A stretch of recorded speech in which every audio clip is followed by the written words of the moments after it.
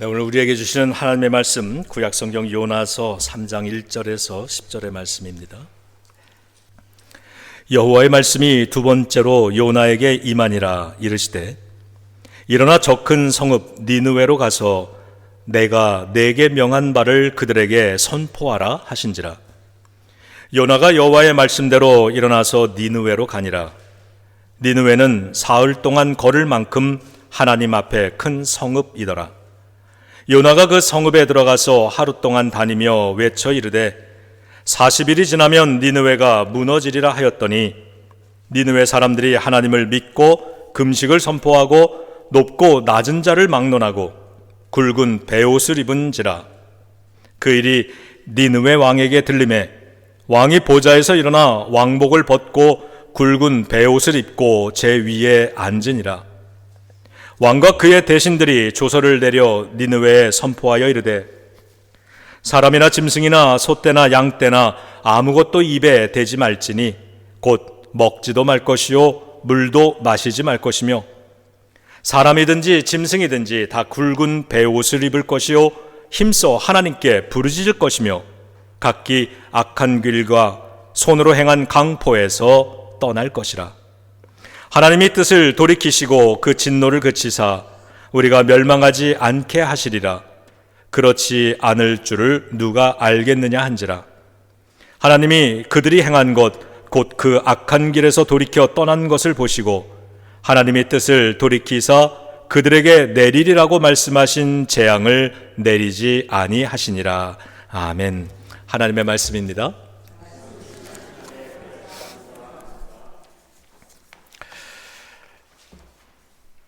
오늘 우리는 요나서 3장의 말씀을 읽었습니다. 선지자 요나는 하나님의 명령을 받고 아시리아 제국의 수도인 니느웨라고 하는 거대 도시로 가서 하나님의 말씀을 전합니다.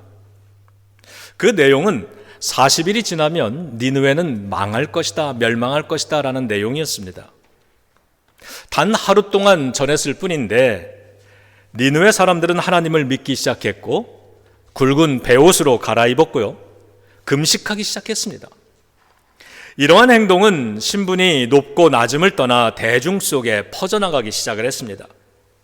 이렇게 회개의 운동이 퍼져나가자 하나님께서는 그 땅을 멸망하시려고 하는 그 뜻을 돌이키시고 재앙을 거두어 주셨습니다. 그 도시에 구원이 임한 것입니다. 켄터키주의 시골 마을에 가면 에즈베리 신학교라고 하는 우리 감리교 계통의 신학교가 하나 있습니다.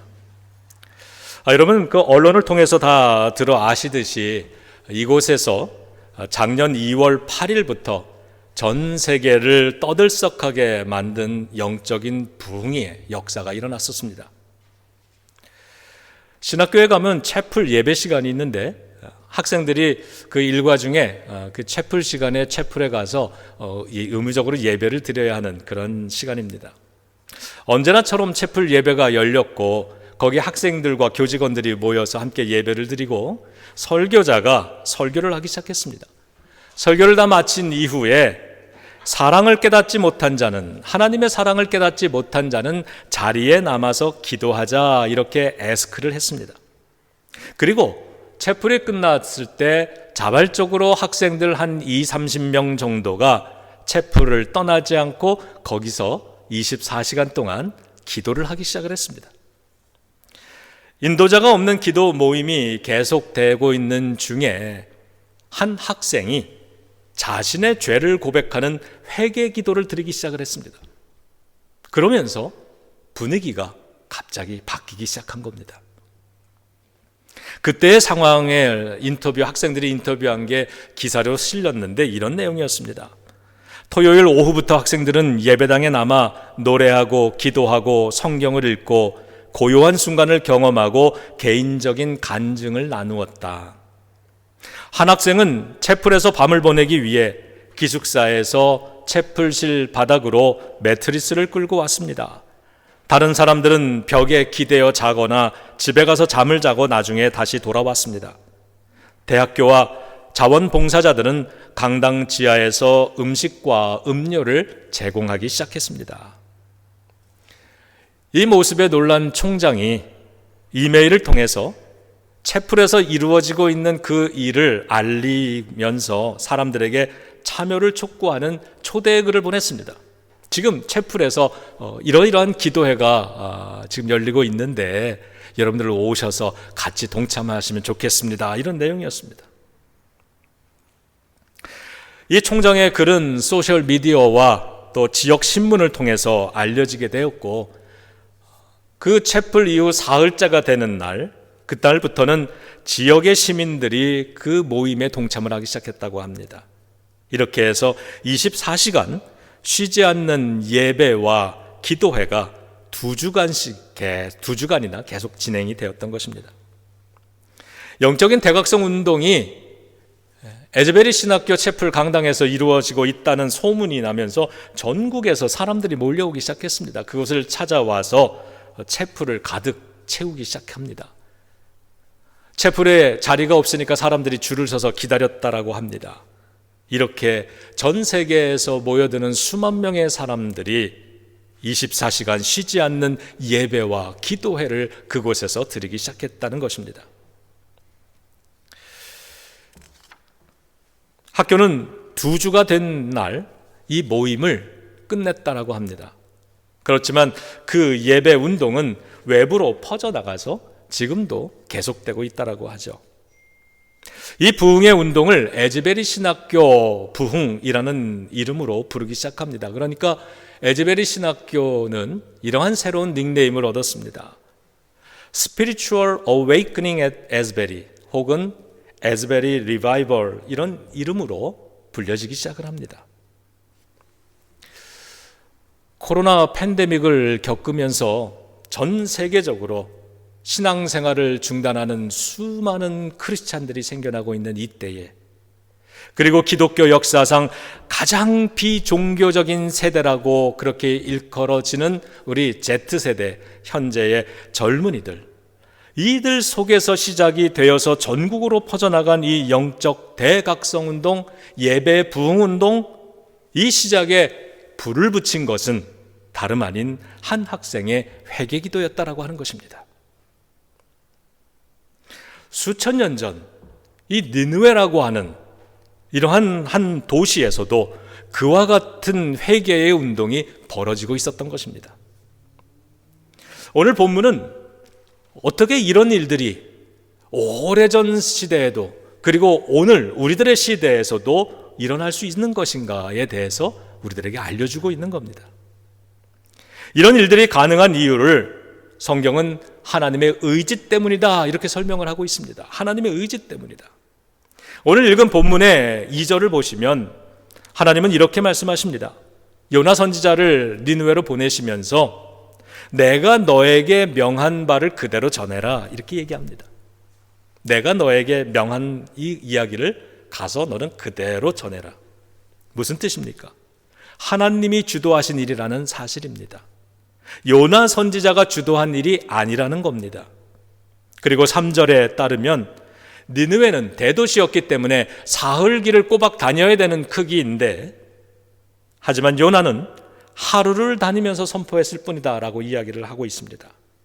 하루를 다녔을 뿐인데, 3분의 2일만 다녔을 뿐인데, 그럼에도 불구하고 그 도시에 회개의 바람이 일어나면서 그 도시 전체가 구원을 받았다라고 하는 것입니다. 무엇을 말합니까?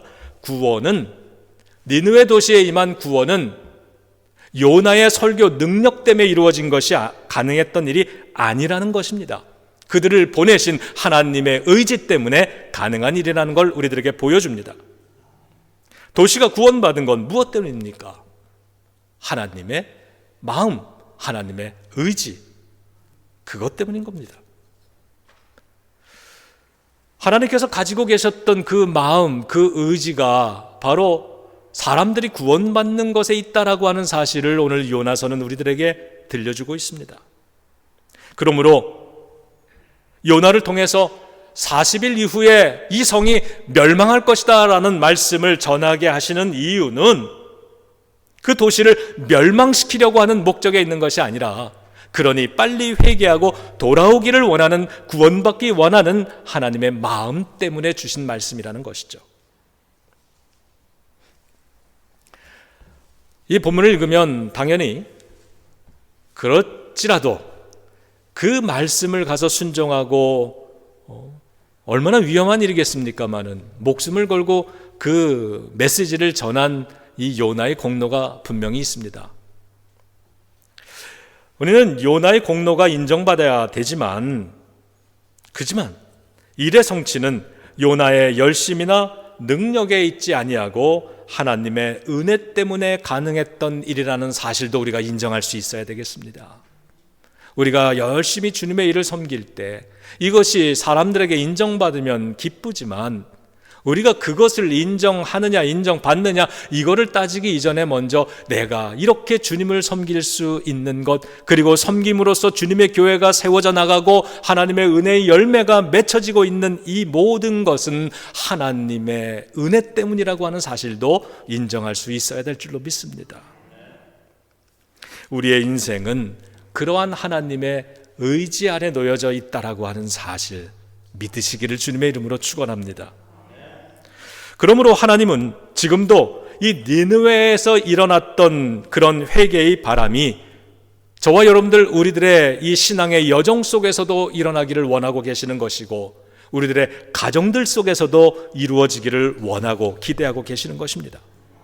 에즈베리 신학교 저 켄터키 시골 마을에서 일어난 그 회개의 바람, 기도와 예배의 회복 운동은 니느웨에 일어났던 그 각성, 대각성, 영적 각성의 바람이 오늘 우리들의 시대에도 가능하다라고 하는 사실을 보여주는 것입니다. 그 희망을 주는 사건이죠. 그렇구나. 하나님께서는 우리를 구원으로 인도하시고자 하는 그 하나님의 마음은, 그 결심은 요나 시대나 우리 시대나 변하지 않고 계시는 것임을 우리가 확신할 수 있어야 되겠습니다. 그렇다면 여러분, 우리의 가정에도 동일한 하나님의 의지가 있고 하나님의 기대가 있는 것 아니겠습니까? 오늘 요나서 3장의 모습은 저와 여러분들 우리들에게 무엇을 가르쳐주고 있습니까? 그런 영적인 모습이, 영적인 운동이 일어나는 사람 속에는, 그런 교회들 속에는 이미 준비된 하나님의 구원의 선물이 기다리고 있다는 사실입니다. 요나서 3장의 역사가 우리 가정들 속에서도 이루어지기를 주님의 이름으로 축원합니다. 그러려면 우리는 무엇을 해야 할까요? 이 역사 앞에서 우리는 무엇을 할 수 있어야 할까요? 첫 번째, 저를 따라서 고백해 보시죠. 혹시라도 누가 알겠느냐? 네. 첫 번째는 혹시라도 누가 알겠느냐, 이 고백을 가지는 겁니다. 이 고백은 오늘 본문 속에서 니느웨 왕이, 아시리아의 왕이 했던 고백입니다. 백성들을 구원으로 나아가도록 만들었던 왕의 고백이었습니다. 이러한 가장들의 고백이 가족들을 주님의 구원으로 나아가게 만들 수 있기를 바랍니다. 우리 9절 띄워주시면 한번 좀 읽겠습니다. 네, 큰 소리로 읽습니다. 하나님이 뜻을 돌이키시고 그 진노를 그치사 우리가 멸망하지 않게 하시리라.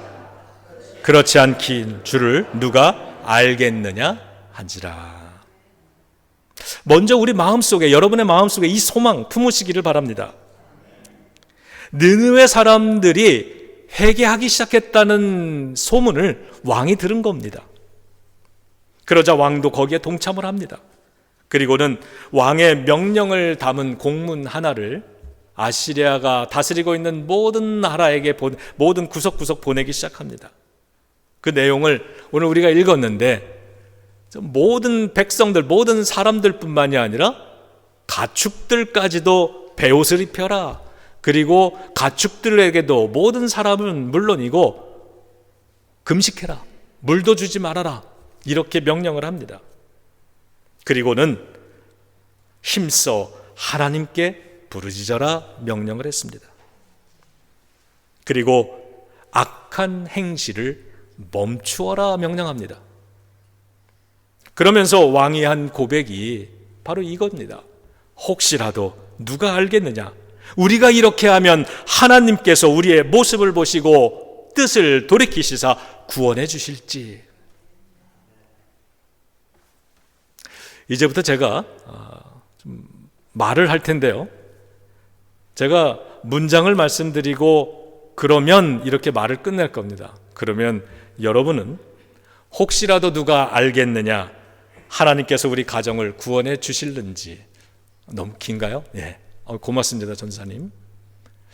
자, 이 말을 여러분들은 크게 해주시는 겁니다.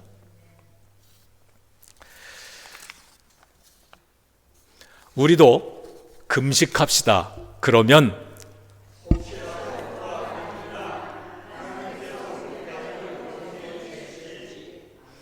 우리도 회개합시다. 그러면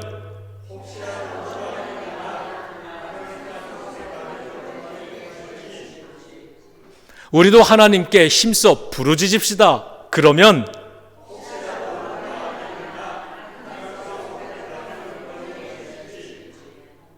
악한 행실을 멈춥시다.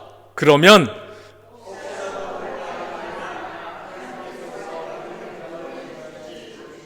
아멘.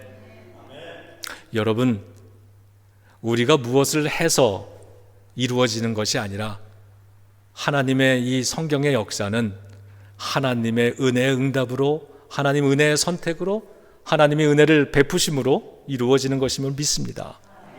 이 왕이 믿음이 없었던 왕일 텐데 어떻게 이렇게 기가 막힌 고백을 했을까 싶습니다. 하나님 앞에 우리는 잘 모르지만 우리가 이렇게 지은 죄가 멸망을 앞둔 우리들이 금식을 한다고, 베옷으로 갈아입는다고, 죄를 뒤집어 쓴다고, 물을 마시지 않고 간절히 부르짖는다고, 혹 우리의 행실을 의롭게 만든다 하더라도 그런다고 해서 우리가 의로워질 수 있겠느냐, 우리가 구원받을 수 있겠느냐? 그렇지 못할지도 모른다. 그럴 거라고 생각하진 않는다. 그러나 우리가 하나님 앞에서 이런 모습을 보여드리면 하나님께서 우리의 모습을 보시고 혹시라도 뜻을 돌이키셔서 구원의 은혜를 베푸실지 아느냐, 그거를 바라보며 함께 가자고 백성들에게 이야기한 것입니다. 도시의 3분의 1의 사람들만이 하나님의 말씀을 처음 들었습니다. 그들 가운데에서 회개의 운동이 일어났던 것입니다. 3분의 1의 사람이 앞장을 섰습니다. 그리고 오늘 그 도성에 있는 모든 사람들, 모든 가축들까지도 구원을 받았습니다. 오늘 왕은 이렇게 얘기합니다. 힘써 하나님 앞에 나아가자. 오늘 우리가 힘써 드리는 이 예배 시간으로 인해서 우리 가정이 구원을 받게 될지 혹시 누가 알겠습니까? 내가 오늘 이 예배의 자리에서 예배가 끝나기 전에 하나님 앞에 간절히 부르짖는 그 기도를 드린다면 혹시라도 누가 합니까? 그 기도를 하나님이 들으시고 우리들의 가정을 구원해 주실지. 여러분, 우리가 보는 것이 전부가 아닙니다. 내가 듣는 것이 전부가 아니고 내가 아는 것이 전부가 아닌 것입니다. 그것을 뛰어넘어 계시는 하나님의 놀라운 섭리가 있는 것이고 하나님의 계획이 있는 것이고 우리의 의지를 넘어서는 하나님의 강력한 의지가 있는 것입니다. 그 하나님의 은혜가 오늘 우리 가운데 임하시면 우리의 인생은, 우리의 가정들은 살아나는 것임을 믿습니다. 따라하시죠. 누가 알겠느냐? 혹시라도 하나님께서 우리의 이 예배를 받으시고 우리 가정을 구원하실지. 아멘. 두 번째입니다. 자, 따라해 보시죠. 가축들도 금식했다. 저는 이걸 읽을 때 이런 생각이 들었습니다. 가축들이 뭘 알겠나 싶어서요. 여러분, 가축들이 뭘 알겠습니까? 아멘이죠? 예. 그런데도 베옷을 입히고 그런데도 금식에 참여를 시켰습니다. 가축들 스스로 기쁜 마음, 자원하는 마음으로 금식에 동참을 했겠습니까? 아니면 억지로 금식에 동참을 했겠습니까? 억지로겠죠. 저는 이 모습에서, 이 한 구절에서 대단한 희망을 얻습니다. 여러분 가족들, 여러분의 자녀들, 여러분의 손주들 함께 식사할 기회가 있을 때 억지로 하는 식사 기도일지라도 그것을 통해서 하나님의 구원이 오늘 그 식탁에 임할 줄 누가 알겠습니까? 마지못해 끌려온 예배일 수도 있습니다. 하지만 거기에도 하나님의 은혜와 섭리가 있음을 소망할 수 있는 것입니다. 그렇게라도 동참시키면 혹시 누가 알겠느냐? 하나님의 은혜가 번개처럼 그 사람 속에, 내 가족들 속에, 그 위에 떨어질지.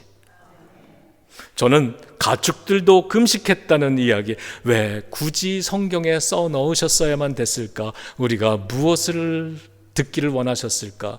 저는 저에게는 오늘 이 본문의 말씀이 억지로 동참한 가축들일지라도 그 가축들처럼 누군가가 억지로 예배 시간에 와 앉아 있을지라도 희망이 있는 것이구나. 여러분 자녀들에게 교회 좀 나가라, 자 우리 밥 먹기 전에 기도하자, 툴툴대고 기도가 끝났는데 아멘도 안 하고 알아서 할게요 안 듣는 것 같을지라도 저게 가축이려니 생각하고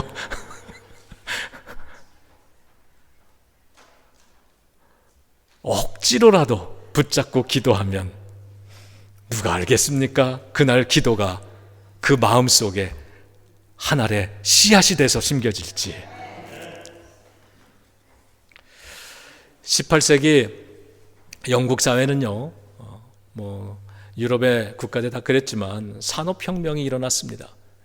그리고 그 산업혁명이 일어나면서 대도시 중심으로 공장들이 세워지기 시작했죠. 그러다가 보니까 그 전까지는 농업사회였는데 농촌 마을들이 전부 다 망한 겁니다. 사람들은 전부 농촌을 떠나서 도시 공장에 취직을 해서 노동자로 살아가는 그러한 변화된 세계가 되어버렸습니다.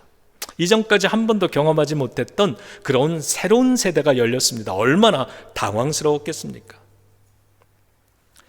망해버린 농촌 사회를 뒤덮은 절망과 나태함, 그리고 도심지 공장으로 몰려든 노동자들의 낮은 도덕성과 무질서한 생활, 이게 사회 문제가 되기 시작했습니다. 그로 인해서 당시 영국 사회에는 가장 번창하던 것들이 몇 가지가 있었는데, 술집들이 번창을 했고요, 도박장들, 왜? 공장에 나가서 많은 돈을 벌기 시작하니까 도박장들, 사창가 이런 것들이 번성을 했고 사회는 부패가 만연했다고 합니다. 그래서 영국 사회가 병들어가고 있는 겁니다. 이 당시에 다른 나라들도 그랬죠. 세계사 공부하는 거 좋아하시는 분들은 프랑스나 이런 다른 나라들 역사를 읽어보면 이 시기에 시민혁명이 일어나는 겁니다. 그래서 혁명을 통해서, 피해 혁명을 통해서 역사가 바뀌는 거예요. 정화되는 거예요. 영국 사회도 그러한 위기에 지금 처해 있는 겁니다. 사회가 아주 병들을 대로 병들어 있었던 그러한 시대였습니다. 그러한 영국 사회에 목사님 한 분이 메토디스트 운동을 벌이기 시작을 했습니다. 성결운동이라고 이름을 합니다. 영적인 대각성 운동을 벌이기 시작을 합니다. 그렇게 시작한 그 메토디스트 운동이 영국 사회를 변화시키기 시작했습니다. 그래서 영국 사회에 니느웨 시대에 니느웨 도성에 불었던 그러한 성결의 운동, 회개의 운동이 번져갔던 겁니다.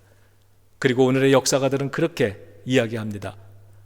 그 잔 웨슬레 목사님의 메토디스트 운동이 영국 사회를 혁명을 거치지 않고 다음 단계로 정화돼 나갈 수 있게 발전시켰다라고 그렇게 기록을 합니다. 여러분, 이 잔 웨슬레 목사님의 메토디스트 운동이 감리교단이 된 겁니다. 그런데 이 잔 웨슬레 목사님이 한때는 우리 미국의 그 조지아에 선교사로 파송을 왔던 사람입니다. 그런데 선교에 실패를 하고 야반도주하듯이 도망쳐서 배를 타고 다시 영국으로 돌아간 겁니다.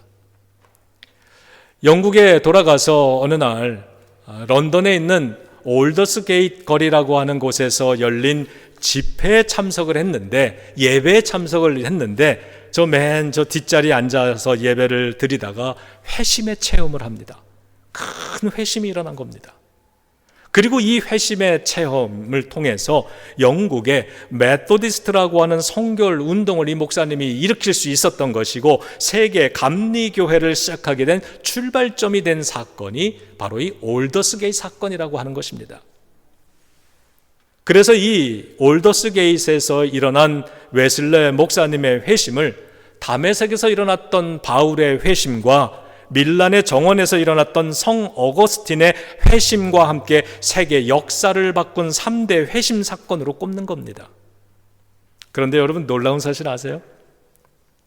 그 역사적 회심 사건이 일어났던 올더스 게이트 거리의 그 집회, 그 자리에 웨슬리 선생님의 그날 일기에 의하면 매우 내키지 않는 마음으로 마지못해 참석했다, 이렇게 쓰여 있습니다. 목사님이 예배의 자리에 마지못해서 억지로 가서 앉아 있었던 겁니다. 그런데 그날 회심이 일어난 겁니다. 그리고 그것을 통해서 영국 사회만이 아니라 이 미국을 비롯해 세계 곳곳에 성결의 운동을 일으키는 메토디스트가 생겨났다라고 하는 것이죠.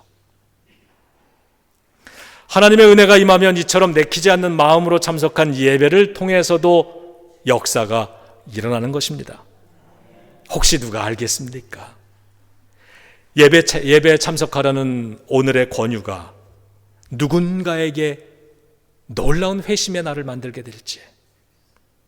이번 주간 여러분들이 가정에서 만드는 그 식사 기도의 자리, 가정 예배의 자리, 앉아서 신앙에 대한 이야기를 나누는 그 짧은 시간, 그 시간, 혹은 다음 주에 우리가 드리게 될 이 예배의 자리, 그 자리가 회심의 자리가 될지 혹 누가 알겠습니까? 하나님의 은혜가 임하면 그 자리가 되는 줄로 믿습니다. 천부여 의지 없어서 손 들고 갑니다. 우리 280장인데요. 이 찬송 우리 한 절 부르고 우리 함께 통성으로 좀 기도해 보도록 하겠습니다. 아멘, 아멘. 자, 우리 마지막 세 번째입니다. 저를 따라 하시죠. 나를 두 번째 부르시는 하나님의 은혜. 오늘 본문을 보면요, 첫 번째 하나님이 요나를 부르셨을 때 요나는 도망쳤잖아요. 그 도망쳤던 요나를 두 번째 부르시는 하나님의 은혜가 있었습니다. 오늘 3장은 바로 그 하나님의 두 번째 부르심을 이야기를 통해서 그 이야기로부터 시작이 되고 있습니다. 요나서 3장의 구원의 대역사, 언제 일어났느냐? 하나님께서 두 번째 요나를 부르셨을 때 이루어졌다는 사실입니다. 저는 이 구절 역시 저의 마음에 큰 용기와 소망을 줍니다. 저를 따라 하시죠. 나에게 기회를 주시는 하나님. 아멘. 여러분, 우리가 지금까지 신앙생활을 해오면서 실수도 있었을 겁니다. 실수가 있었을지라도, 믿음 생활에 좀 실패하고 나태했던 그런 과거가 있더라도, 혹 나도 요나처럼 하나님의 부르심을 외면하고 등지고 멀리 떨어져 한동안 그렇게 도망쳐 살았을지라도, 여러분 혹시 누가 알겠습니까? 기회를 다시 부여받은 이 요나처럼 지금 이 예배를 통해 나를, 여러분을 다시 부르시고 다시 찾으시는 그 하나님의 부르심을 받고 우리가 반응한다면 하나님께서 우리를, 우리 예비교회를, 우리 가정을, 우리의 기업을 요나처럼 다시 사용하실지 누가 알겠습니까? 하나님께서 여러분을 반복해서 부르실 때 응답하셔야만 되는 겁니다. 축복된 역사가 기다리기 때문입니다. 순종하시기 바랍니다. 순종하시면 하나님께서 책임지시는 줄로 믿습니다.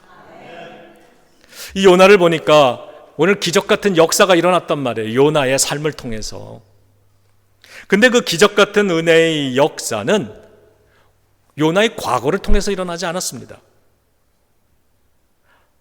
언제 일어났습니까? 하나님의 두 번째 부르심이 임했고 그것에 순종으로 반응했을 때 그때 일어나기 시작한 것입니다. 마찬가지로 이 기적 같은 오늘 본문의 역사, 은혜의 역사는 실패했던 요나의 그 실패를 통해서 일어나지 않고 다시 일어서는 믿음의 작은 승리로부터 시작되고 있었습니다. 주님께서 두 번째 요나를 부르시니 요나가 일어나 니느웨로 갔다라고 얘기를 합니다. 일어나는 사건, 오늘 저와 여러분들 우리들의 삶 속에서도 이루어지기를 주님의 이름으로 축원합니다. 일어났다라고 하는 이 단어가 의미하는 건 실천했다 이런 거죠. 그냥 마음으로 부르시는 줄 제가 압니다 이러고 있는 게 아니라 실천했다는 겁니다. 일어나 행동했다는 겁니다. 일어서기 전까지는 요나는 실패한 선지자였습니다. 그러나 일어나서는 순간에 요나는 성공한 설교자가 될 수 있었던 것입니다. 일어서기 전까지는 선지자 요나의 인생은 하나님께 쓰임받을 수 있는 가능성이었습니다. 가능성으로 남아있던 이 요나의 인생이 하나님의 두 번째 부르심 앞에서 일어서는 순간 그 가능성은 현실이 되기 시작한 것입니다. 오늘 하나님의 놀라운 역사는 우리 가운데 있는 줄로 믿습니다. 하나님의 역사는 우리 속에 아직은 이루어지지 않았지만 일어날 때를 기다리면서 가능성으로 있는 것입니다. 그런데 여러분들 속에 있는 그 가능성을 오늘 이 예배를 통해 하나님께서 두 번째 다시 부르시는 이것에 응답하는 순간 더 이상 가능성이 아니라 이제부터 시작되는 실현되는 하나님의 은혜의 역사가 될 줄로 믿습니다. 하나님의 역사는요, 성경을 읽어보면 언제나 그렇게 일어나고 있습니다. 여러분 기도로 일어서시기 바랍니다. 예배로 일어서시기를 바랍니다. 금식으로 일어서기 바랍니다. 회개로 일어서시기 바랍니다. 요나에게서 일어섰던 이 일어나는 이 사건이 여러분의 신앙의 여정 속에서도 이루어지시기를 주님의 이름으로 축원합니다. 여러분 이번 주 수요일이 무슨 날인지 아시죠? 제2의 수요일, 그렇죠? 제2의 수요일입니다. 이 수요일을 시작으로 해서 사순절, 예수님께서 십자가를 준비하시는 그 사순의 여정이 시작이 됩니다. 제2의 수요일은 아시듯이 회개의 날입니다. 이날 모여서 우리들도 늘 그랬듯이 이번 주 수요일 제2의 수요일 예배를 선포하고 그 자리에 여러분들 우리 다 같이 좀 모이시기를 바랍니다. 그리고 그날 저녁 한 끼쯤 우리가 한번 금식해 보기를 원합니다. 그리고 마음속에 이런 다짐을 하는 겁니다. 내가 열심히 주님 앞에 열심으로 나아가리라. 악행을 끊어보리라. 그런 모습을 오늘 수요일 예배 신청 우리가 실천하면 누가 알겠습니까? 하나님의 역사가 그 자리를 통해서 우리들의 인생뿐만이 아니라 우리들의 자녀들의 인생 속에서 이 지역 사회 속에서 일어나게 될 줄 누가 알겠습니까? 그렇게 하나님의 자비와 은혜를 기대하면서 신앙생활에 최선을 다해 일어서 나아가는 그러한 우리 예비교회 성도들의 삶을 통해 오늘 니느웨에 이루셨던 그 놀라운 구원의 역사, 은혜의 역사, 우리들의 역사가 되기를, 그러한 성도가 되시기를 우리 주 예수님의 이름으로 축원합니다. 기도하겠습니다. 하나님 감사합니다. 니느웨에 일어났던 하나님의 역사는 오늘도 현재 진행형으로 우리의 삶 속에서, 이 예비교회 속에서, 우리의 가정들 속에서도 하나님 이루어지고 있는 역사임을 믿습니다. 하나님, 우리가 힘쓰겠습니다. 나태하게 주저앉아 있지 아니하고 다시 부르시는 하나님의 금성 앞에 이제는 예비교회로서 하나님 응답하여 일어서기를 우리들이 다짐하오니 주여 이 예비교회를 통하여 니느웨에 일어났던 구원의 역사를 이루어 주시옵소서. 예수님의 이름으로 간절히 기도드리옵나이다. 아멘, 아멘.